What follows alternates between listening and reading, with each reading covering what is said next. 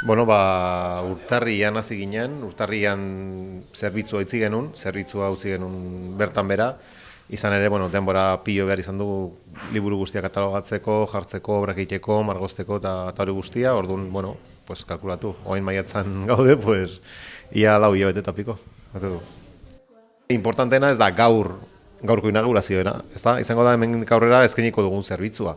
Eta zerbitzua izango da egunero egongo dela irekita liburutegia azkenetik ostiralera.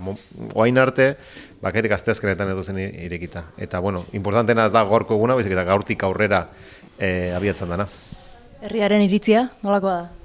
Ikusiko dugu. Gauza da gero eta gazte gehiago daudela herrian, orain dela urte batzuk ume asko genitun, orain ume horiek gaur egun gazteak dira edo gaztea bihurtzeko prozesuan daude. Eta orduan horiek eskatzen dituzte beste gauza batzuk, besteak beste tokin bat etxeko lanak egiteko, elkarrekin egoteko, lanak egiteko, eta horri begira, ez bakaieko begira, helduen eta bere baino txikiago direnei bai, eta erantzuna ikusiko dugu. Berez 3 olau inkluso zango nizuke.